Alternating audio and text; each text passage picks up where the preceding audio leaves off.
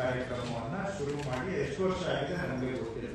So ಇವತ್ತು ಸಭೆಯಲ್ಲಿ ಮೊದಲನೇ ಪ್ರಶ್ನೆ, ನೀವು ABC ಆರಂಭ ಮಾಡಿದ ಯಾವಾಗ? ಅಂದ್ರೆ ಅವುಗಳ ಏನು ರಿಪ್ರೊಡಕ್ಷನ್ ಅನ್ನ ಕಂಟ್ರೋಲ್ ಮಾಡೋ ಕಾರ್ಯಕ್ರಮ ಆರಂಭ ಮಾಡಿದ್ದು ಯಾವಾಗ, ಯಾವ ವರ್ಷ? ಅಲ್ಲಿಂದ ಈ 26ನೇ ಇಸ್ವಿವರೆಗೆ ಎಷ್ಟು ದುಡ್ಡು ಖರ್ಚು ಮಾಡಿದ್ದೀರಾ? ನಿಮ್ಮ ರೆಕಾರ್ಡ್ ಪ್ರಕಾರ ಎಷ್ಟು ಇಲ್ಲಿವರೆಗೂ ನಾಯಿಗಳಿಗೆ ನೀವು ಅವುಗಳ ಸಂತಾನ ಹರಣ ಚಿಕಿತ್ಸೆಯನ್ನ ಮಾಡಿದ್ದೀರಿ? ನೀವು ದಾಖಲೆಯಲ್ಲಿ ಹೇಳುವಷ್ಟು ಸಂತಾನ ಹರಣ ಚಿಕಿತ್ಸೆ ಮಾಡಿದ್ದಿದ್ರೆ ಇಷ್ಟೊತ್ತಿಗೆ ಬೀದಿ ನಾಯಿಗಳ ಸಂಖ್ಯೆ ಎಷ್ಟಿರ್ಬೇಕಾಗಿತ್ತು ಬ್ಯಾಂಗ್ಳೂರಲ್ಲಿ? ವಾಸ್ತವದಲ್ಲಿ ಎಷ್ಟಿದೆ?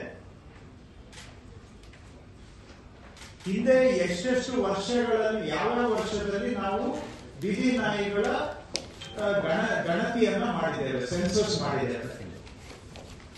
ಒಂದು 2-3 ವರ್ಷ ಹಿಂದೆ ಒಂದು ಆಗಿದೆ ಅಂತ ನಾನು ಅನ್ಕೊಳ್ತೇನೆ.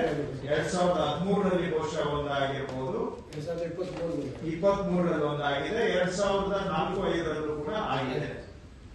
ಆ ವರ್ಷಕ್ಕೆ ಕಂಪೇರ್ ಮಾಡಿದ್ರೆ ನೀವು ಎಷ್ಟು ನಾಯಿಗಳಿಗೆ ಟ್ರೀಟ್ಮೆಂಟ್ ಮಾಡಿದ್ದೀರಾ?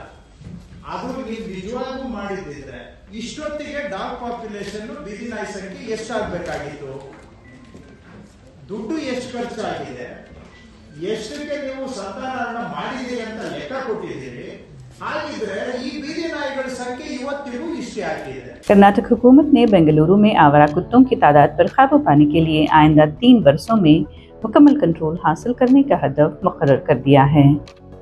30 जून को बेंगलुरु के तरक्याती वजीर कृष्णा बैरेगौड़ा ने जायजा इजलास के दौरान इस बात पर सख्त नाराजगी का इजहार किया कि गुज़िश्ता 5 बरसों में एनिमल बर्थ कंट्रोल सर्जरीज पर 42 करोड़ रुपए खर्च किए जाने के बावजूद मतलूबा नताइज हासिल नहीं हो सके। उन्होंने मुतल्लिका हुक्काम को हिदायत दी कि एक जामे एक्शन प्लान तैयार किया जाए जिसके तहत हर साल 90,000 नसबंदी सर्जरियां की जाएं। ये मौजूदा सालाना इस्तेदाद तकरीबन 45,000 से दुगनी है। हुकूमत का मकसद ग्रेटर बेंगलुरु अथॉरिटी की हदूद में 3 साल के अंदर 100% आवारा कुत्तों की नसबंदी मुकम्मल करना है। हुक्काम के मुताबिक 2007 से अब तक 8,80,000 कुत्तों की ABC सर्जरियां की जा चुकी हैं। 2016 से 2023 के दरमियान 3,33,000 कुत्तों को इस प्रोग्राम के तहत शामिल किया गया।